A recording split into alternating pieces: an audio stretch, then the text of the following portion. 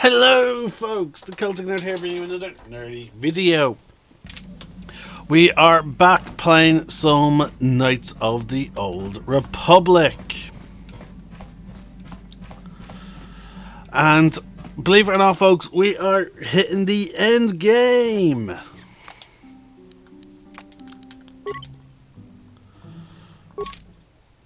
Well, let me just take a quick sip of my tea.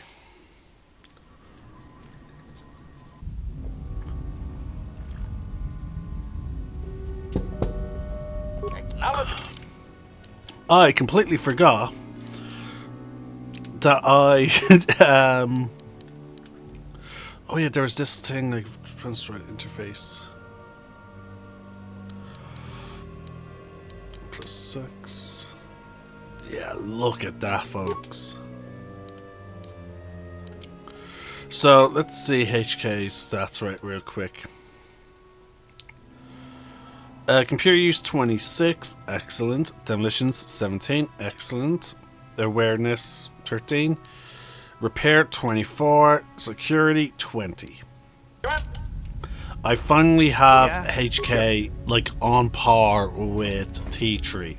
Now I know I said earlier in this entire series that I'm going to be running T3 a lot because of just how high up his intelligence starts off like and whatnot, and then how high his stats get. But luckily enough, we've been able to get by. Now, I have occasionally switched over to him when I felt like there was going to be some need. For example, there was a moment on Manon where I thought I was going to need him. I believe I did bring him in the submersible. Alright, so we need to make sure we're careful about this. We're going to Tatooine, folks. Now, this video is going to be us wrapping up some of our companion stories.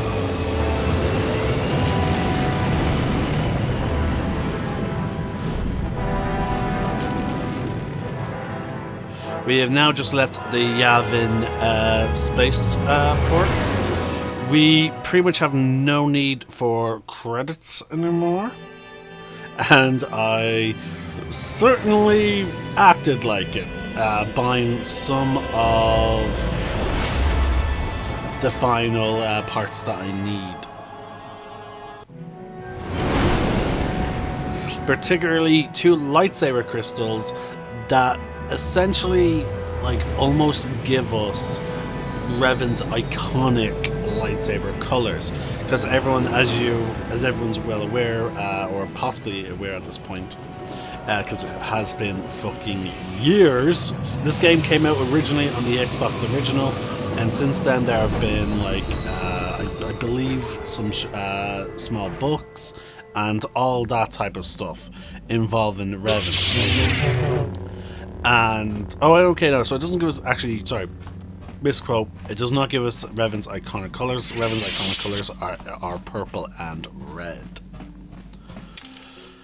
But Revan is iconically a dual wielder, which is why I always, which I found very interesting. I was hesitant to go that path because again, with the consular, you can't really build up into dual wielding.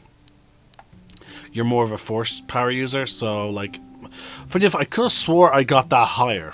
So the game, like again, this is one of the reasons why I said I regret power gaming on Taris, because once you get to Dantooine, you actually get drastic change. Like it seems like they took some feats away from me. Because I could have sworn I had higher dueling. I could have sworn I had like part 3 in dueling. But in our case, so this is my final set. Like, so we have literally no points in dueling. But luckily enough, because of the way I built the lightsabers, we get a +15 in our offhand, and we have a +21 in our in our dominant, and our damage ranges are pretty decent. Now,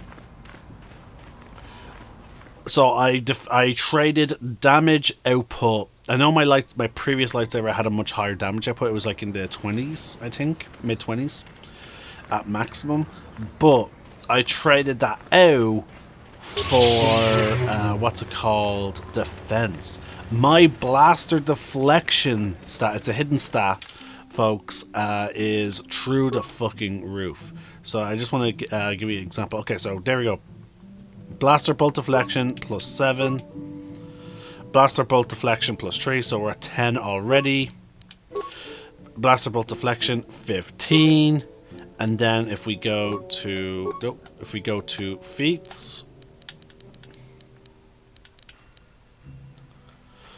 blaster bolt deflection plus 6. So we're at 21, folks. Now, the way blaster bolt deflection works is basically the enemy rolls an attack roll.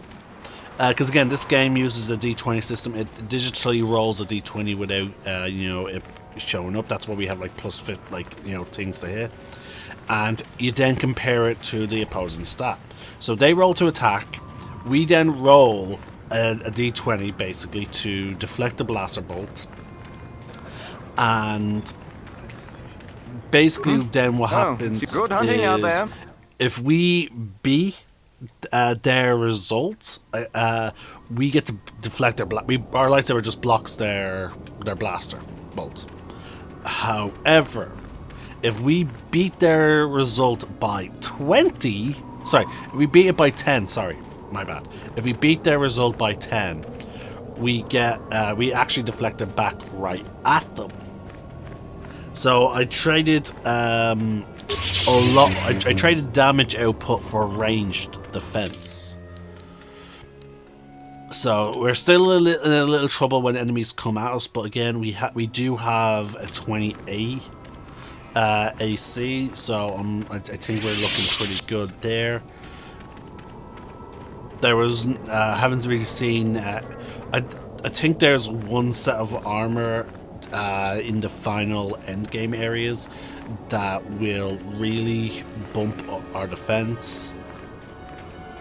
So there's that. So I made a bit of a mistake. I should have gone into the Zerka Corp office to finish up Mission's storyline, but we're instead focused too much on talking, and we're actually heading to Candaris's mission end. See, Candaris has been challenged by another Mandalorian to a duel, and he has invited a whole bunch of different clan representatives. And yeah, so Candaris is like, okay, fine, I'll show up. So I think this is actually the story about how Candaris gets into his position in Knights of the Old Republic 2. Because in Knights of the Old Republic 2, Candaris has gone through a whole evolution in the time skip.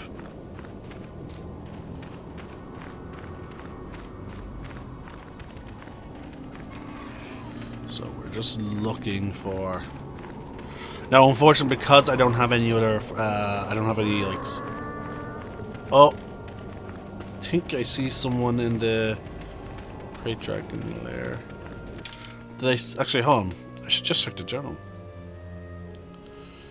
In the Dune Seas. So, just somewhere.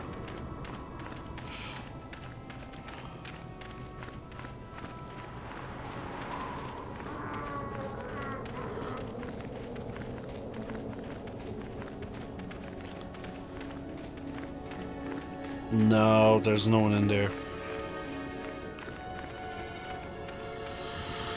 Alright, let's try the Sand People area.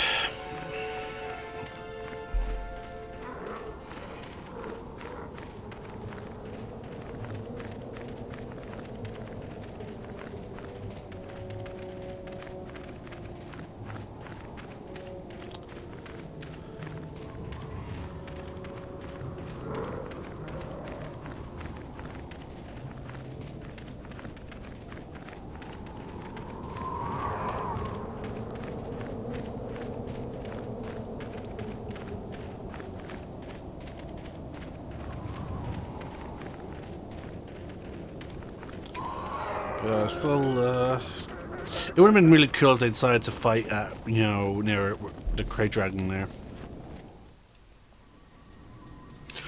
But I suppose not many people are supposed to know about it.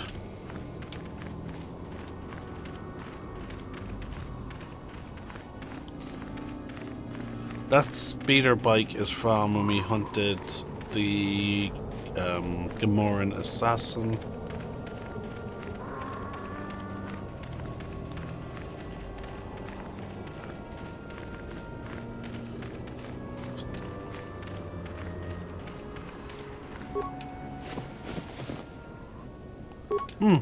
Random terminal detonator.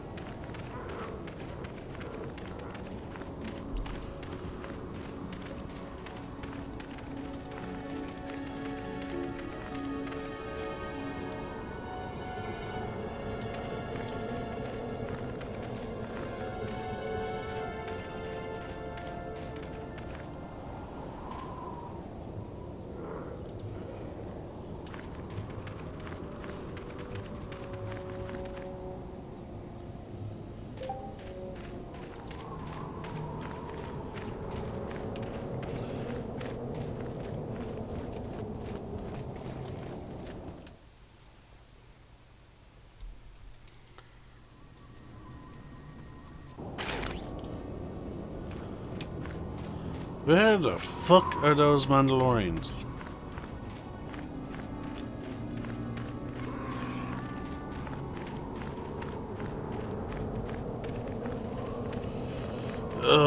Like I made sure I equipped Canderous so they would show up.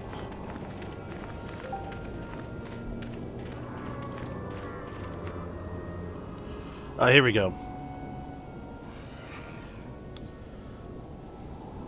Ah, so you managed to come after all. I see you brought friends. You brought some of your own as well. Ha! Indeed I did. I foresaw that you might need help, so I arranged a distraction.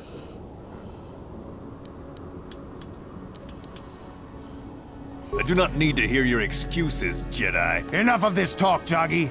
Let's do what we came here to do. And you shall all die.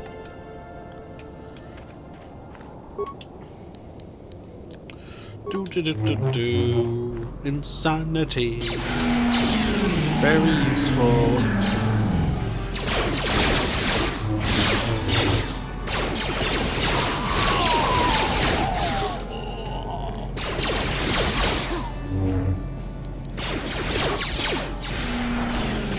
And as I discovered, we get crit attacks on both swings of the lightsaber.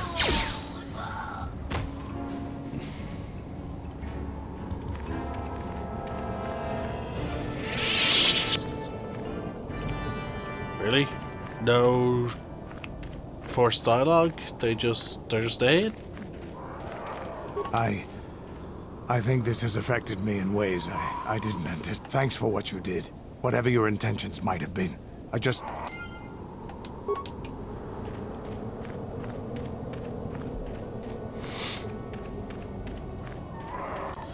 Okay. And you know what? This still happens?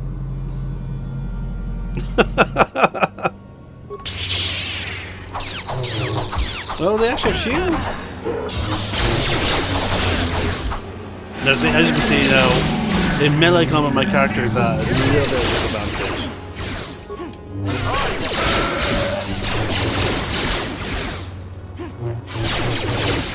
But like, I do deal like a significant amount of damage.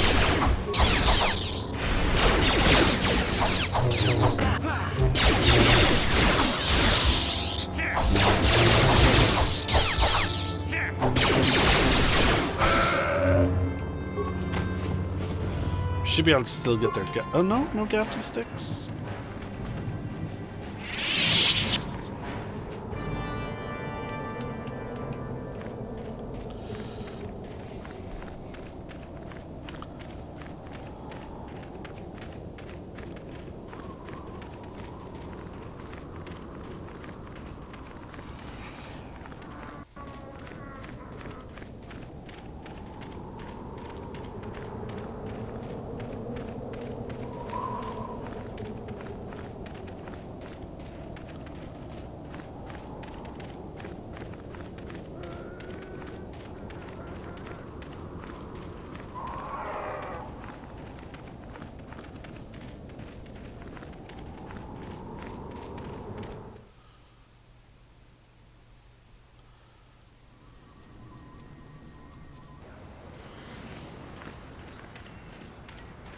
But yeah, sorry, as I was going to say, I was going to simulate him being gone by subbing him out now with mission. Because he said he needed time. Right, so let's see the final result of mission being level 20.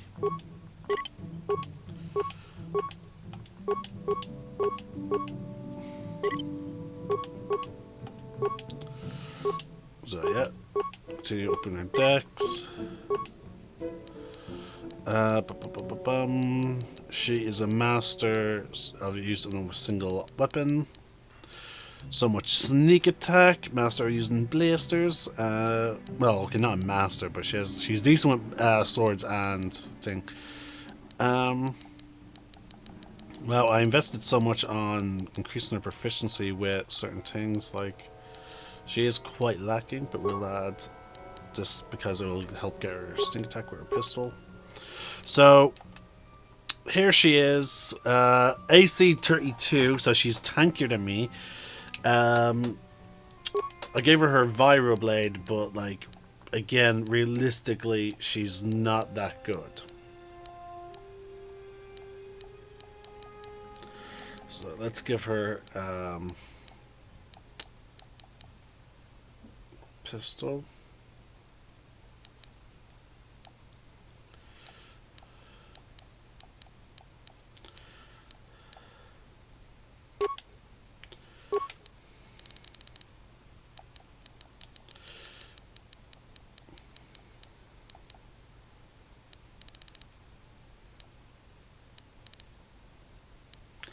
Actually, that weapon, sorry, this weapon is actually really good for her because, again, there's a chance that they might fail. And it's a 4 to 9, so higher minimum damage. And again, like, if they get stunned. Okay, that has a higher minimum damage with the 6 to 9. With a 50% chance of stun, actually. Okay, so we'll give her the pistol, actually. There you go. 7 to 19 now, with a plus 31 to hit and a chance to stun. Now let's see if we can give her some upgraded armor.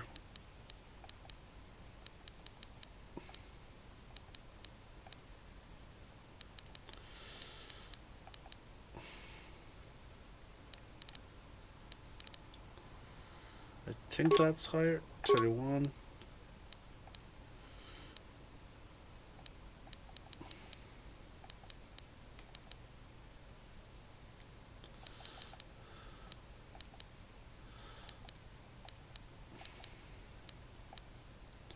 No, that's 8. That'll be 1 higher. There we go, yeah. Give her some resistant slashing weapons. We'll give her a shield.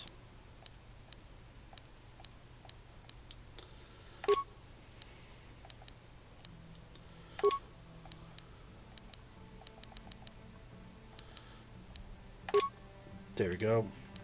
So her stealth should be just ridiculous. Like, so like, there we go. Total rank 39 stealth. No one will ever catch her. If I ever decide to, if I ever actually, now mind you, I'm building them into certain things, folks. Like, ideally what they would really be like. So like with mission, she would be, now, despite her default weapon, her named weapon, again, now, this is one of the failings of this whole game. They didn't think of like finesse weapons or anything like that, because if she was to be a melee fighter, she would be a proper rogue with a knife. Alright, so we were supposed to talk to this guy. I don't like the sound of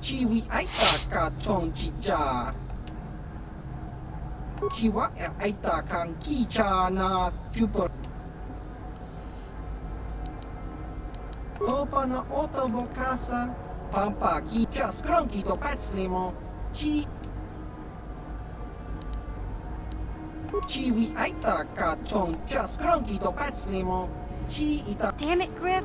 Won't Don't you ever learn?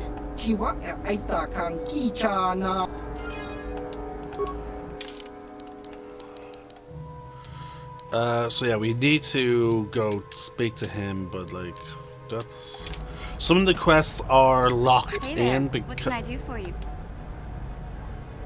I want to thank you for helping. I know it might look like...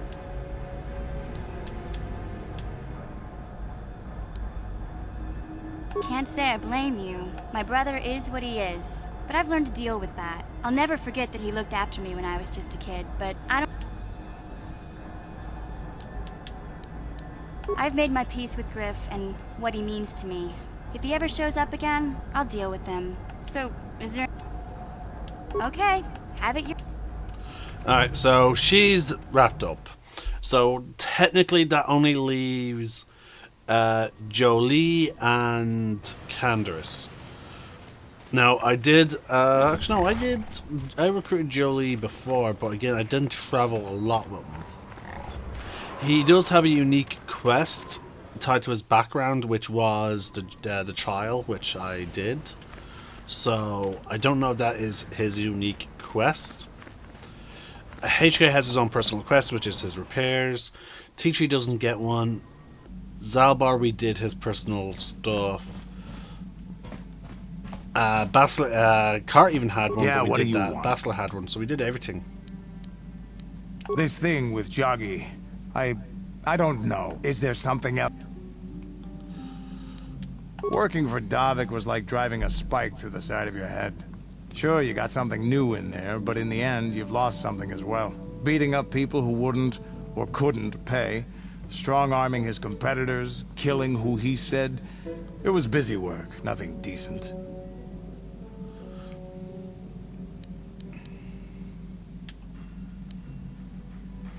Maybe. I've killed many people. I can't say I'm proud of it, but I have. Criminals, competitors, businessmen, police, women, children. Jedi were a better challenge, but they hardly ever poked around in the Undercity. Until you came along. But I never wanted to challenge you. Never felt the need. Maybe I knew I couldn't... Yeah, probably. You probably would have beaten me again. Maybe you would have. But you're not who you were back then. I can tell. I remember a time when I could do anything I wanted. Kill. But now that I am older,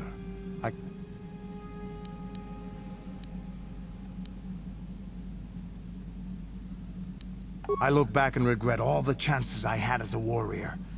And then all the chances I've had since then. I shouldn't be getting like this.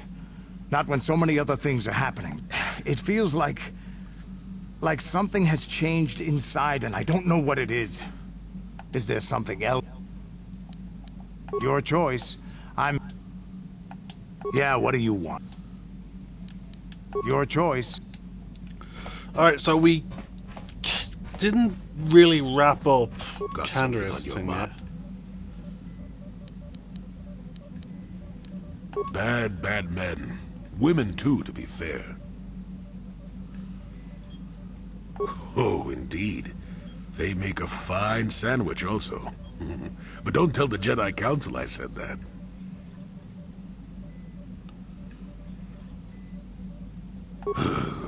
And just what gave you the impression that I know anything more about the Sith than you do? Oh, that's right. Damn the ears of the young. I was expecting you to be your usual inattentive self when I mentioned that. So it's true, yes. I fought plenty of Sith. That was during the time of Exar Kun. Oh, 40 years ago now. Has it been that long?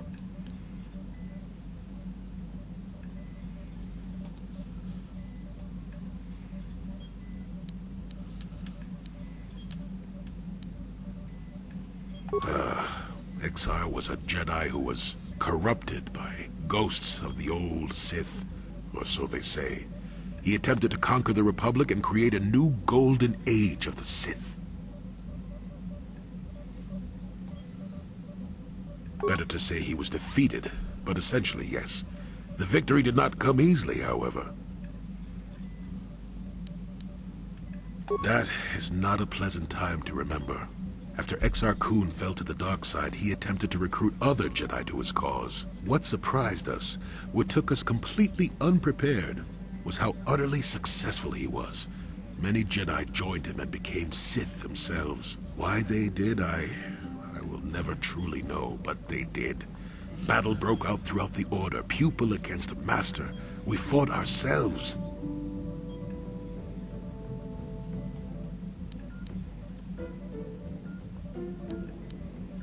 Yes, more than difficult. Next to impossible. How do you fight against someone you love? Pah, I dislike such memories. It leaves a taste in the mouth that... it is a sadness I thought I'd put aside long ago. Ask me about the war some other time, just not now. I would prefer to be by myself for now. Got something on you? Oh, I get it. It looks like we're gonna miss out on some things, folks, because we're done. Like, there's not much. Again, we can't go back to Minan. So we also we can't do this because the guy's dead. I wasn't able. It wouldn't let me turn it in. I betrayed Lashao, so yeah, no. Jahani doesn't ever really want to talk. We can't turn this quest in because shortly after we discovered. Hold on, I actually never clicked that. I never because I never reported in. So that's locked.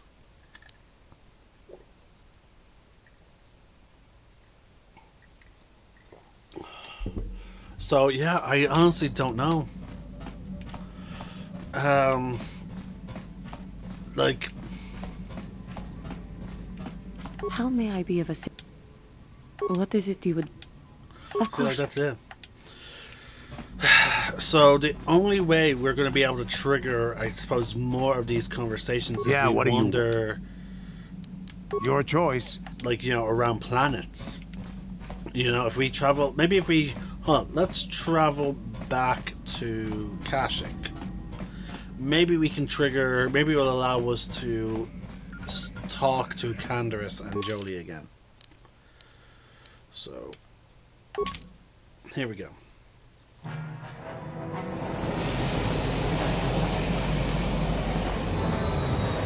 Incoming fighter!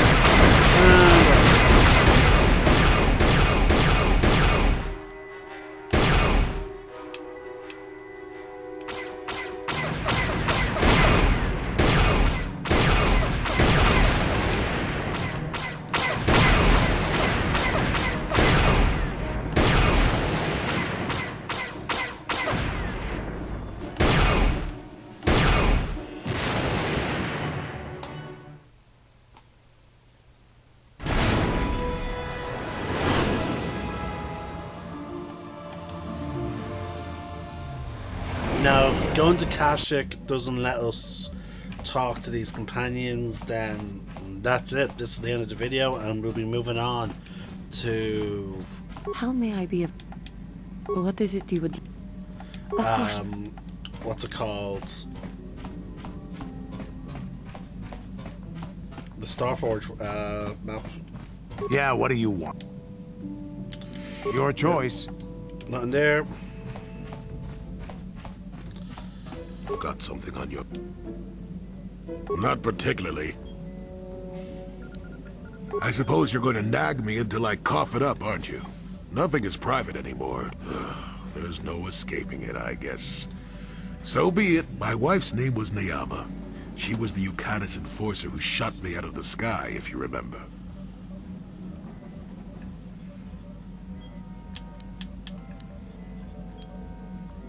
My wife had plenty to do with the war. Upon meeting her, I knew right away that she was strong in the Force. That's why she was able to shoot me down. Neyama was a marvel of a woman. Fiery, determined, smart. She dragged me to the capital and foiled 3 of my attempts to escape prison. Oh, and that body.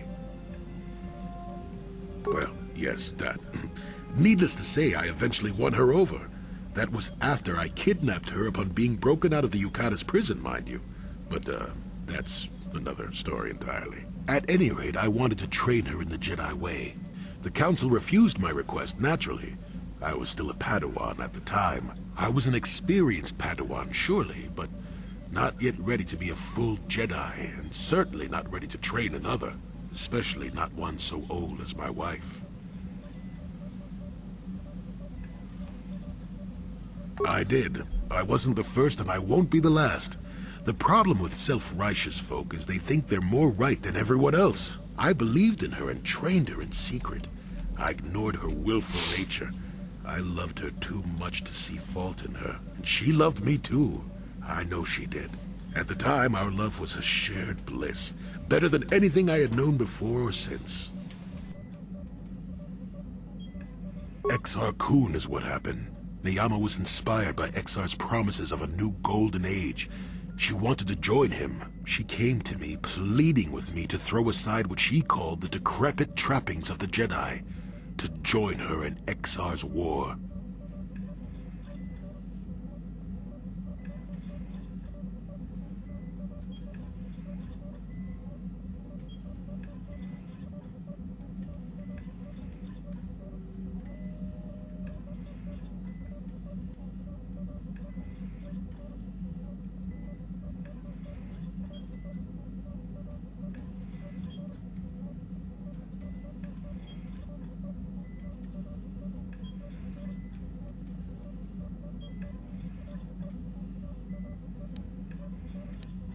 I pleaded with her to reconsider, to think about all that she was throwing away, to think about what she would become. She would have none of it. Finally, in frustration, she attacked me. She drew her lightsaber and attempted to strike me down. It was a scene being repeated everywhere throughout the galaxy. Pupil against master. In my case, it was a long and terrible battle, but I defeated her.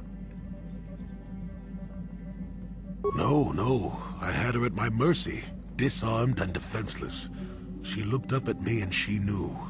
She knew I couldn't do it.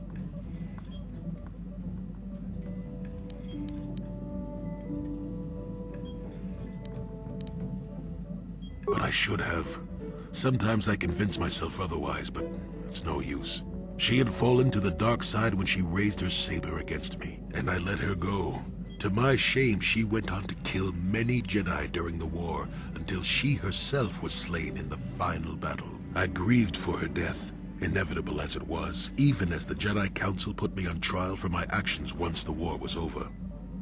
I had trained Neyama against their wishes. I had failed to kill her when I had the chance, and she went on to kill others. Not to mention that I had remained a Padawan throughout the war. A formality, perhaps, but with the trial, it had to be decided if I was worthy to become a Jedi at all. It was a travesty, of course. I told you that even the Jedi were capable of great injustices, didn't I?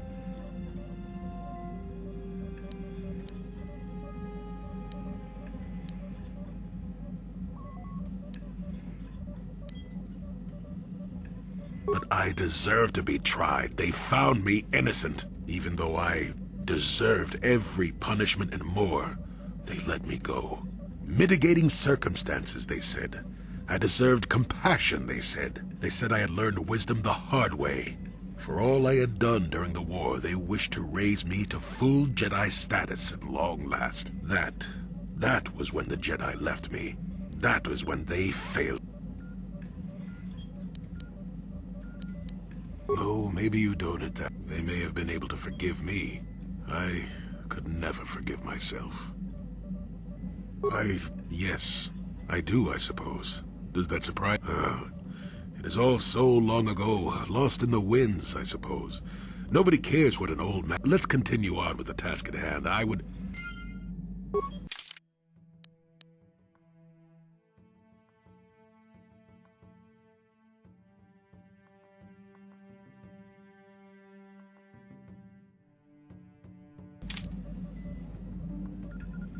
Okay, so apparently they want us to get more experience to try and talk to them. But we did prove that simply traveling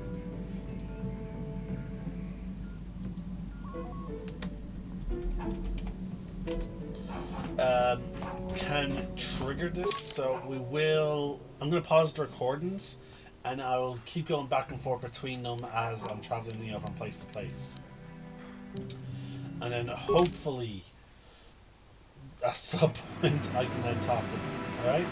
And I'm going to pause the recordings so that way you guys, this video does not get exponentially longer, and also you guys don't have to keep seeing me potentially fight starfighters. Hello folks, we got new dialogue with Jolie. We can now ask him when did he go to Kashyyyk. Oh, that was not until many years later, to tell the truth. I spent quite some time wandering the galaxy.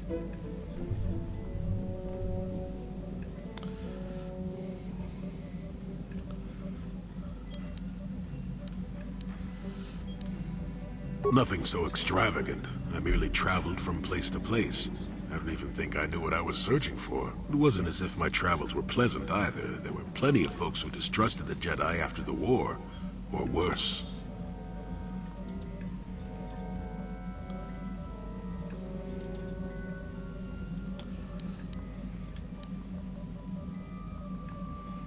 If people weren't treating me with suspicion, they were looking at me with greed. I don't know how many thought they could make use of me for their own ends. I got so sick of the treachery and deceit. I left the civilized parts of the galaxy and headed instead for the uncivilized parts.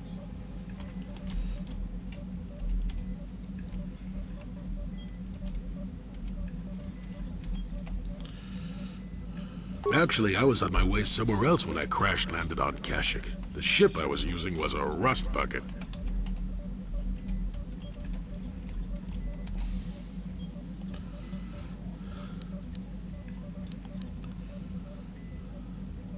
I'd taken some damage passing through an unexpected asteroid field, as I recall, but I wasn't completely without some systems. I could still guide her a bit when I crashed. It wasn't what I would call the smoothest landing, especially considering I ended up smack at the depths of the Shadowlands. But I lived.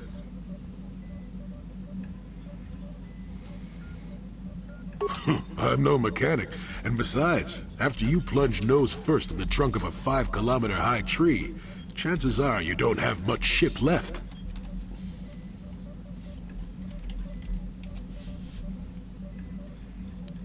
Sure, why not? Seemed like an interesting enough place to spend a couple of decades exploring.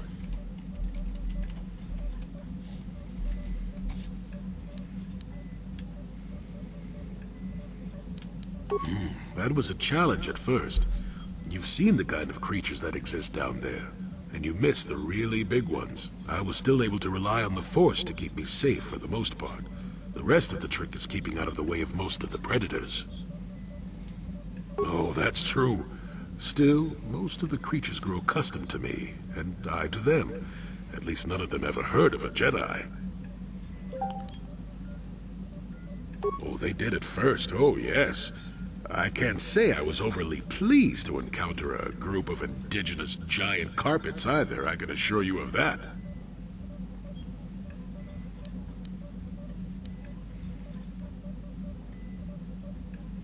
Well, that was after 2 decades of helping them.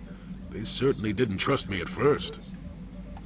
When I could, I would assist a few young ones who would get lost in the Shadowlands or attacked unexpectedly by the wildlife. I must say, for a while there, the Wookiees actually thought I was some kind of benevolent forest god. Amusing, really. I set them straight eventually.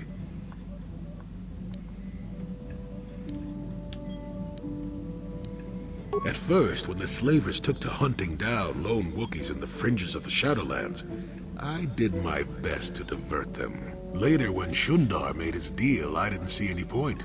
I wasn't here to save them from their own sad follies, after all.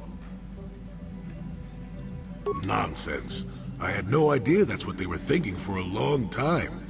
I just thought they were being friendly neighbors, leaving fruit and such for me. Later, when I started to understand some of their grunting, I realized they would say prayers to the Hairless One before descending into the forest. Hairless One. I used to have plenty of hair, I tell you. At any rate, it took a few bruises, but I set the record straight. I traveled to Rookwaro and met with the chieftain in front of everyone. Freyr swatted at me just to see if I was real or not. I was real, and while it was a light swat, Wookiees are terribly strong. I was knocked out cold for a day. The Wookiees all thought it was quite funny. Not really. Kashyyyk is a place you can feel very small in. It felt good to devote my time to helping people and living simply.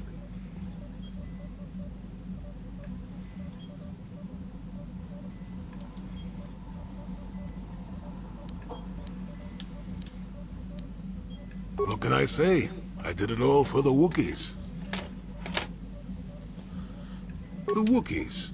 Well, okay, maybe I needed some time on a quiet and remote planet, but if you ever need a friend, an incredibly strong hairball isn't a bad call.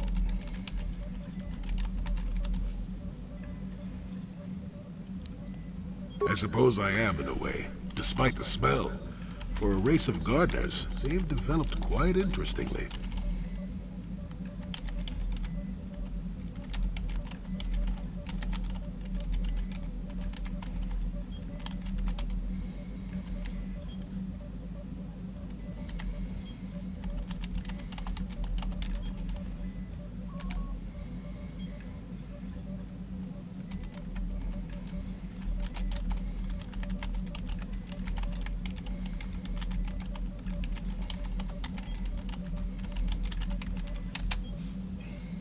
You remember the alien computer, correct? Kashyyyk was meant to be an agricultural planet. The Wookiees were made for a reason, or at least that's what I'm thinking. But I'm an old man who's had a long time to develop that opinion, so don't argue with me. At any rate, we should be moving along, don't you think? If you sat around this long in the Shadowlands, attack would eat you.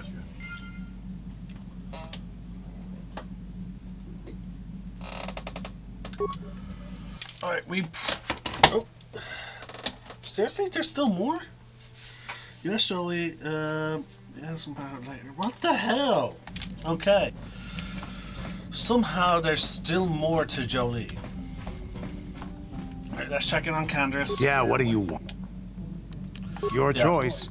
Candace doesn't want to talk still. Alright, so we'll pause the recording and we'll travel to a different planet. And then we'll talk to Jolie again. Okay, so it looks like Jolie's thing did trigger again, so we can get more extra dialogue from him. Are we back to that again?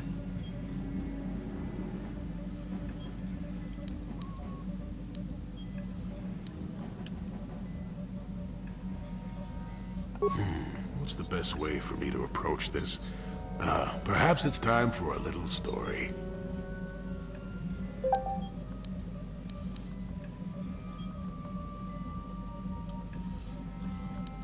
You just keep quiet there, you. I've had to put up with all your busybody questions, haven't I? Well, now you'll listen to a story, damn it. Now, where was I? Oh, yes, the story. You almost made me forget about it. Nice try, but I'm not that old just yet. Now then, the young man sees a terribly venomous snake in his small village. Nervous, he watches the snake carefully until it leaves. The young man follows the snake into the forest. He clears the branches out of its path and helps it over obstacles. He even works to keep it fed. Shush! Many nights pass, and still the young man continues to follow the snake. He even follows it into the sands of the great desert. In the desert, the snake eventually grows hungry. It turns and bites the young man, its poison quickly working its way into his system.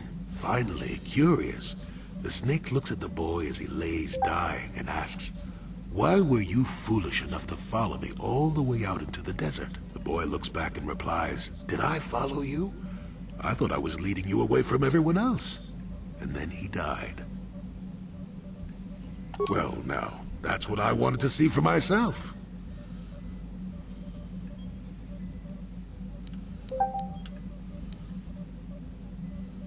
I've told you before that you have a destiny before you. This does not mean, however, that your future is already written. They are not the same thing. You have the choice of which direction you take your destiny in.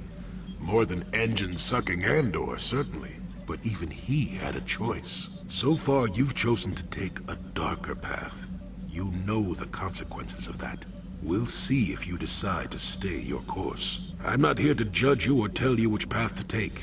I'm here ready to offer you my help, should you ask for it. I do that because I think it's important. More important than remaining in my home and pretending the galaxy doesn't exist. That's why I'm here.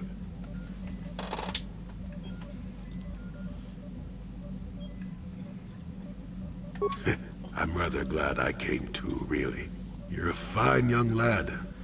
I hope things turn out well for you.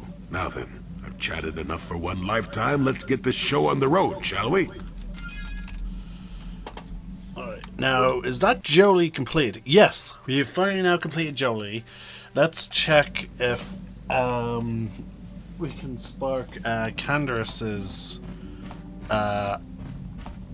dialogue. Yeah, what do you want? Your choice. Alright, you know what? We're just gonna move on. Alright, so I'm gonna save the game, folks, just to make sure that we're this far into the game. I don't want anything to happen that will screw me over. So we're gonna save the game twice. We're gonna end this video here, and then we will head to the Starforge system. I'm the Celtic Nerd, signing out. One name, one sky.